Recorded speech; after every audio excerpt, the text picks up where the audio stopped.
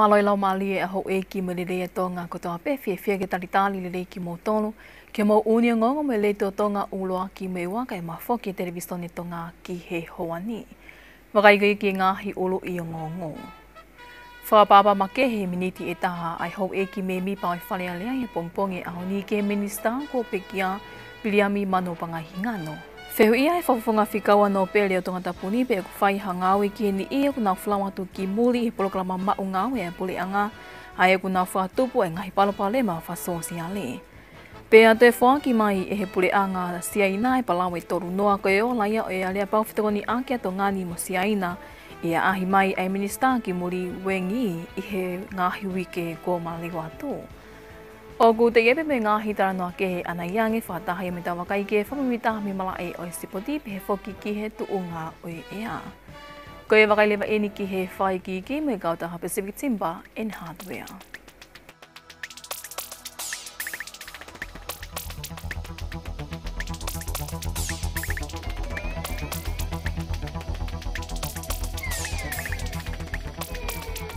Na e whaapa make he ai ho e ki me mi pa ai whale alea o tonga i pongi e ahoni a ki ha whalongolongo miniti e taha ki e ki minista ngowe mea toko ni me wao tātā Biliami Mano Pangahingano kone pekia. Ko hiri ahona whaha e ki stea o e whale alea no pele whawhanua ki mua peto ki hoko atu ahono tali ui e kau me mi pa mo e whimea aki o e ahoni. Ko hingano ne pe kia ia i aho whalaite hongo fulu o suni wa noa wo wa i whare maha ki aho kalani no sila. I mea ai e ki pale mia hua kawa miliku e whaha ele mai ai pe kia i he topule lulu o i wikini ki tongani o whaipei tongani hangahi o wawa i pule anga ki mua pe toki whaha ele atu ki haapai. Nane mea ko hingano na e whanofoia i aho walu ti se mai ta o ko si ke minista e podu ngawe ngowe mea toko ni me wao tātā. Ne mea whoki ai sea o i whale alea me e ki pale mea o whakaha e pōpoa ki whie kau ngā mamahi me he kabineti me ho e ki me mipa o i whale alea ki hui tau he na hingano whanau paia me whamili kotoa. Ke ngā i whaiki ki e polokalama i mea whakaeki e minista malolo e toki whakahoko mai ia a muiange. Kei kehu mahino pe whoki ki e ngongo e le teo me televisione tonga na e hoko ato e whimea ke whale alea me aho wa o sune, na e kakato kotoa i hono whafua kawa i e kau me mipa whale alea, tuku ke he pea hingano ai e nei kei poaki tengetangi o talumi sa nuali o i tauni. I ha whaik ege ki mua ai e ngongo e le teo me televisione tonga me e ki sea o e whale alea na ni whamahino ai, na e uluaki poaki tengetangi mahina e tolu, pea toi kore whaloloa mahina e tolu ai ene totonu ke kakato ki aho tā tolu o e mahina katou Ko hinga no ko ni tau whangu furu maa fitu eni ai ko ni os mau hoa mo ni whanau tangata i to koua. Ko hinga no whonki ko i whawhonga whale alea malolo ia ki mua i he taua noa tā wha, pea i he whiri ko ia o e taua noa tā fitu na e mole ai hono sea i whale alea. I sanuari lewa i tau ko si ne whanowhai a Biliami Hingano ko i kōwana o haapai, pia i he tau ko si pēna e kawai i he kaukantiteiti whiri whare a lea ko ia maha apai tā hawa, o ni kunai i aho tā walu o Novema ai whili. Me he whale a lea e hoko ata whimea ake ko miti kakato i he ahoni i he vauti whikata whitu e lau whanganga, ki he whahuato e paanga wanoa wowa wanoa tolu ki ngahi ngawe a puleanga wanoa wowa, ai ka vautia e potu ngawe ki ngahi ngawe wharatofunua. Ne whehu i ai e he whawhonga no pele whikaua tonga tapuni no pele te whano, pe ku whai koa hangawe ki kakai tonga kuna whatupu ai palopale me whasosiale, ai kuna taimali e pe whlawatu i polokalama mau ngawe ko e ki muli ai pule anga. Senorita tu i vai me whai kiki o i taranoa ko ia. Ko uhika toko fitua whetupu e kakaitonga o kuna lolotonga inu usila mo Australia i he polokalama ngawe ki muli, pe ko tātu o lahi ano o hake ka venga ko ini mo i kai ke whai hangawe ki ai.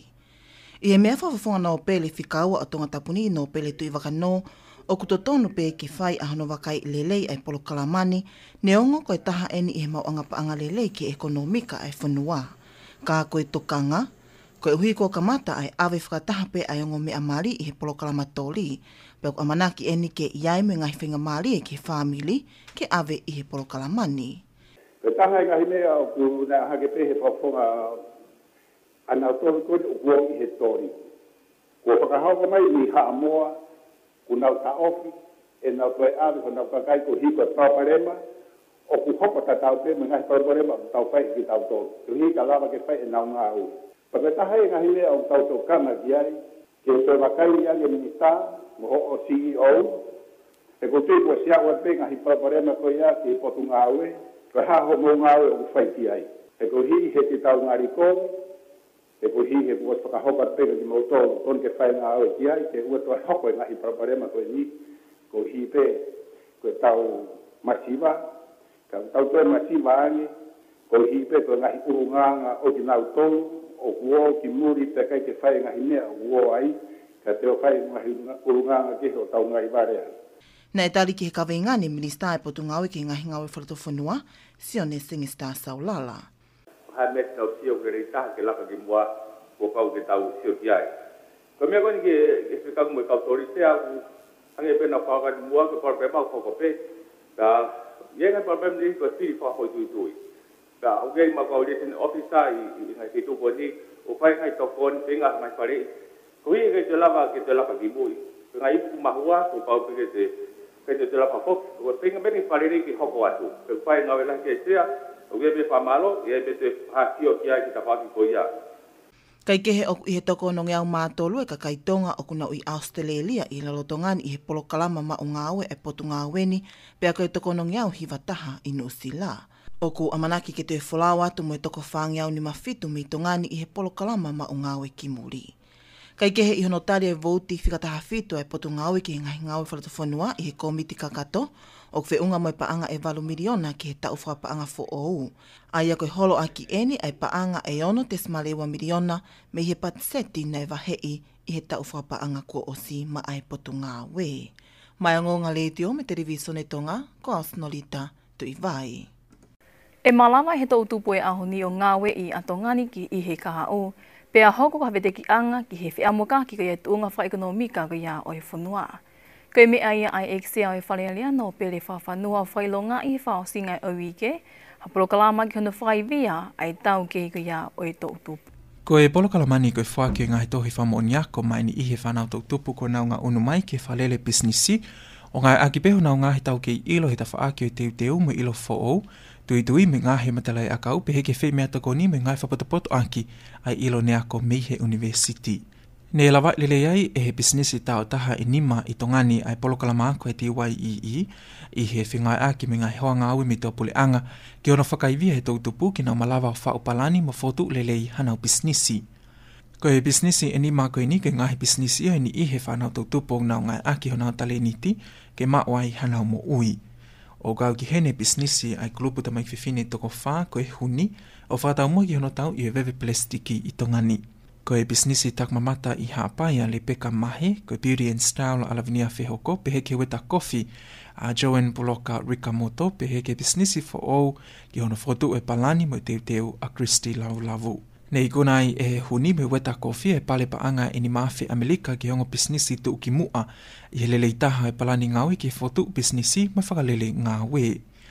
Ne mea no pele whawhanua whamalo i e tunga maklunga ko wa ukei ngā unua te whanau tutupu i tongani i hono ngawe i ho tau whonua pe koe taha e whonga i malawa ke vete ki ake tunga whi amoka ki wha ekonomika tau whonua a ke tuha ke tau tupu ngawe i atonga kai whakasisi i a whawhalala ki tua pule anga. Mai angonga le te om television tonga ko hau wahi whanua tau pōla.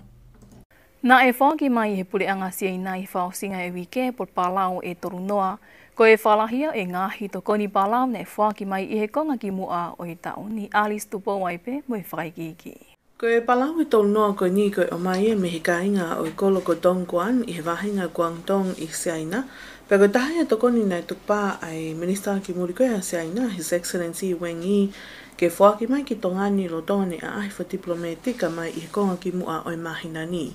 I ano whake atu o i palau e tolu noa ko ni ke e pale mea tonga hua kama meriku na ne mea i e aonga eni ke ngā ue whalakalaka i he sektoa koe ngō ue me mea toko ni ke hiko e whakakea ke mei he maha ki whamamanahi ko viti tahi wa pe ke ue sia koe fuloa i he aho tanima koe o Sanuari. Hoko koni ai tsunami mo e ngāwhi e aho tanima koe o Sanuari na e fuwhie maua e toko ni lai. Kau he tokoni kona e whia mau. ai whaake ko ni ai ngowe mga tawhaaki ko ia. Pai he kamata lewa ko ni tau nei whai ai kore ki he pureanga siaina ki hatoko ni whakapalau ko ngā pe ko ngai whi mau ko ia. Katoa ngai palau ko ni tu whalo ngai wheitu o ku pehe e pureanga e tokoni ki o nau whai whatongia. Kai ke ngata pe kakai, ka koe ngai whatongia mahen. Hange a koe whanau ako. Kai ke ngai palau ki mua, nai tufa ke ngai wahenga whiri ko toa pe, kauai pia mo ngai apiako. Hange nai ko atere, toloa, ko hango, ko piula, kauai pe whakmosia tau tai. Ko hinga pe wahina pito whi mau, e nau palau ko hinga pe, koe whanau ako, ku nau hanga toka ngai. Ai au pehe whakafua mo e whakafatongia e pureanga. Ko ngā pe kai ki ngata pe he toka e kina ngai wāhinga. Ka koe ngahi wheitu, hange koe ngahi apiako mahu i ngā upito. E nau whaifatongia ki hono toka ngai. Pe hono whawhanga, huwhanga e whakatapu. Ai whanau ako. Nei pehe ambassador ko ya Asiaina ki tongani, His Excellency Sao Xiaolin, ko nga ene tukpa Asiaina i wafa diplomatika mo tongani, ke whakaivia ngawe langa whakalakalaka ke whasisi e nofo masivisiva, kai whatupla ke haatakai ma ui mo mateuteu ke ngai whatamaki whanatula. Kai ke palau e tolu noa ko ni ke tāna ki mai ke palau e whanoa na e osi whaki mai e Asiaina i he konga ki mua e tauni, e koe palau whakatoa ene fitu noa ko whaki mai. Maaionga le te o mai televisione tonga ko Alice Tupo. Na e taritari whiawhia he ko wana seniale o Commonwealth o Australia, His Excellency David Hurley, mohono hoa Her Excellency Linda Hurley ai tama Princess Kalauni tupo to alu kalala, mo princesi sinai takala tuku aho i whale whapuleanga ko iau Australia i whaosinga o iwike. O ku hoko e wheo hi wawhi mo e taimi koe ni o me aia Princess Kalauni mo e princesi Kalauni i Australia, ke lalangai ai wāwhingai aki lolo mo mālohi ai o ngō whanua. I e whamatala nei tukuhaki he pēsi e ko wana seniale koe o Australia o amanake na mea mai ki tongani, hiria ai lawaka kato ia ko matai tohi postgraduate a prinisi tupo toa ulukalala i kenpela. O kia nge whaamu mai amanaki ai ko wana seniale mohono hoa e whaiwhaiange pēha taimi wawe mai, e toi mea ngai ai Princess Kalauni o tongani mo Princess Kalauni ki Australia. Pea ko toi whalahe tau ke ilo ai kau mao bisnisi tau tahai no whalele mo whakeang ke nau ngahi bisnisi, hiria e ngai huisia mi he COVID i tahi wā mo whatamaki whaina tūla ko ia i Sanuali. Nega katoa i e whaosinga e wike a polokalama ako wike e ono ai puleanga mai kau mao bisnisi tau taha, o tau te whito ini i he ako ko ia ke whakea ke whapaanga, ko e whalele ngāwe, mā ke ti mo e mui ki ngai whaitutu uni ngāwe. Nei ka katoa i he whaosinga o i wike a polokalama ako wike e ono e puleanga ma ai kau mao bisnisi tau taha, o whate whito ki he ako ki he whakakea ke whapaanga, whalele ngā we, māketi mo me mui ki he ngahi tutu uni whaka ngā we. Koe ngahi bisnisi taha walu na naulawa i lere polokalama koni o whakea tuai, e tala whakaulahi koa Australia ki tongani, Her Excellency Rachel Moore, i he whaosinga o i wike a ngahi tohi whamoni ako ma ai kau whawhonga ngahi bisnisi i ke taha walu, na naukau atu i polokalama koni. I hawhai ke eke ma ek minister ko pot ngā whakatau aki mo langa whalakalaka wha ekonomika to ke tā Williami waske la tū, na ne pehe ai koe ako whatau ke ini koe konga ia ai whainga koe pule anga ke whakaivia ai kau bisnesi ke nau malawa hoko atu e nau ngā wefa bisnesi hiri nau whianga ngai koe me ngahi pole na i whiau mai ai e whanua i ta wanoa wa o mai ai ke ahoni. O whaofoke na tula polokalama koni ke uhina malawa ke o mai he potu ngā weha kau whai ako me muri, ke na whahoko ako koe ni ka he whawhaupe interneti i hono pai la te i polokalama whawawawe koe ni. Ke he pia koe whakaamu e potu ngā weha ke hoko te ngai polokalama koe ni ke kahau, o whakasiusio ngai tokoni he koe ke pūria ia te kumau tole whai ngataa koe o whihangahangai me ngai pisinisi hiri koe e whakatamaki koe ni tsunami, mo e pā e mo ngā whi pia ke whakaakea ke koe ni koe i hiri i he COVID ai tahiwa. Ka kumau whakaamu e malawa i pure anga tokon i he mea te nea lalaba. Ko expectation mo whakaamu mai koe kakai ki he poto ngāwe o ku lahi ka koe hape mea te mawala whakahoko, ko ia pia te mauhanga o whakahoko. Pea koe amanakia ke toi kore tokoni ke toi whakalakalaka i pe toi unua ki whainga polokalama koni. He ku kei fie mau pea e kakai tau whito ke kau pisinisi i he hiri koni e whakatamak koni. Aia ku tau neongo ungari ku tau whanonga e ti loto ihono loto maari e pe koe whakaikuiku. Ka aku fu umatu ak fie mau pa ku haa pia. Pea mihe ngai fie mau kono o mai me te kinau tolu na nau kau mai ke hakon. Nai whahai toko ua ko yongo whafofonga o ngai businessi na nau kaua toko ia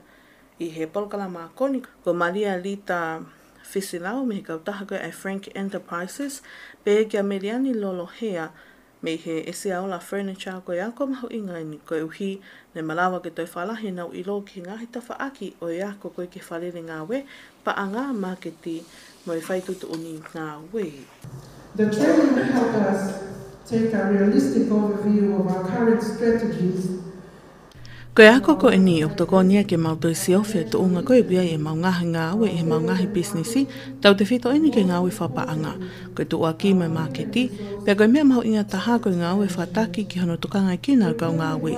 O mahina pe koe ki i iro koe na maulawa mai moia ki hea ko, nei si ka nei malawa ke ia e ngahi whaunga fo o ma ngahi ilo lahi na maumau i ngahi whewahiwai aki mai wheringi aki whakakaukau na mau whahoko me kautaki i hea ko, pia malawa ke maumau o ai ngahi whakakaukau fo o ke whalele aki i mau ngahi businessi. O mo oni pe koe mau ngahi businessi ki o ku whangatangata pe ngahi e ria koe ke mau iai, pea i ngahi e ria koe ia kune o mai ai ngahi tau kei lahi pe toi mahinong kia mau tol, ai whonga koe ki hono ohi mai ai ngahi mawhai pule o toi mālohi ange, kai malawa ke ne whanau i mai hataki lerei, kua palani ngawe lerei ki he paanga, mo ngahi ngawe ki he pe. Time of our training at Asbury.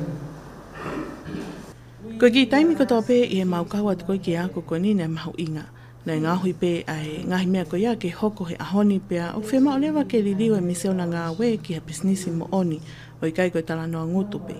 Mo oni ai lea koe pe he o plakange ai laka koe pe i he i kai ke laka. Ke kehe o ku ia ngahi tau mo alele ia na aku mao me he ako koe ni e kune hanga i whaloto lahi ia o ke whahoko ngahi ngā ue koe ke whakakeake ai a eku businessi. Koe ulua ki nei kai whoki ke uhai aho koe nei langai e noa ai a ake i he lau koe wholofola. Kia au o ku whema upe ke mo ui mateu teo maupe, pia ke umao e loto tui mo i whaka amo. Koe palani koe o ku ikai ke lawa whahoko u tatau pe mo i palani koe ke ikai lawa. Koe ngai mea koe ku osi o ku whema ui ke te ako me ai, pia o ku whema ui ke te mateu teo ki he kahau. Ka kehe koe polokalama ko whatau kei koe ni ne whapaanga ia e he pule anga Australia. Ma ai ngonga le teo mo i televisione tonga ko au Alice Tupou. Koe uni o ngongo wharoto whanua apia ki Hawani me panke langa whakalalaka ko ia o tonga GDP.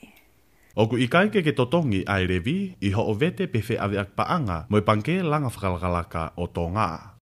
Koe malae o i sipoti e hoko mai o ka hiri eni whahokatia e piea o lie. Malo e rei, malo e lava mai ki o tau whare koloa PDH. Mei he malai o e sipoti, he spoti i wharoto whanua, malai soka. Ko mahino mai eni hono whiri o e whanau whine toko ua tolu, mei he ngahi kanapu soka e ua fitu i tongani. Ke nau kawantu ki he timi soka whawhanua tongani e whiau ipo mamani. Ai au ko manaki ke whahoko e ho taha tolu ke tau noa siulai i suwa fisi. Ko e timi whoko ni, pe ko timi soka whawhanua whine a tonga, manaki ke nau kawantu ki he siviho ke ipo mamani, kawa te whiauhi koe a e Oceania, ai ko manaki ke whahoko i he mahina katu o. Koe maawene ono whiri e timi hiri ano whakahafa ofisiale he pure lahi koe e timi soka whawhanua a tonga, a te laite tu vailala ki hongongo a re te o mo television tonga e uke kua osi, o tonga e whakataha koe e kautaha soka i he whalaite uke kua osi ai pe i loto tonga. Ko e kau tautoa i he timi koe ni, e kau kia i au whaloto la kolo me i he kalapsoka veitongo, me le seini tōwhoi me i veitongo i pe moia, pati o la tonga me nuku he tolo, si unipa talansinga me i veitongo, me le kafa, pe me nuku he tolo, mo taviana waka pe me i Amerika, pe whoke ana lau te au me i veitongo. Ko e kau senta i loto, ko i kia i a whidehika whinau me whahefa, ana taimi i poloviri me i veitongo, o resieri siare me i whahefa, pe kia Giana Swift, pe mi Kanata mo la ven waka pe mi Amerika pe foki kia Yasmin loto aniu pe mi Australia. Ko ka fo ti reva ko vea funak mi longolongo Judy Fifita mi fas moyafi pe na dit feke mi longolongo lo sika feke mi longolongo pe foki kia toka ska fos mi vavau mo na mi palanite pe mi vavau.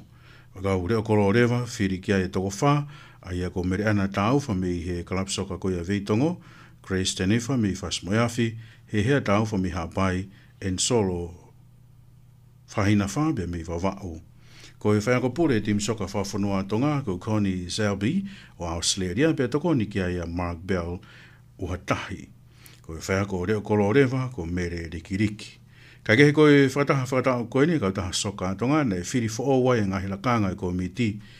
Ai kau taha soka whawhanua tonga pe foki he Palestini o e kau taha. I hene pe hena e toi maupe e no pere vehala a lakanga Palestini ko i e kau taha soka tonga heri ai whiri kia ia kau whawfonga e toko taha walu.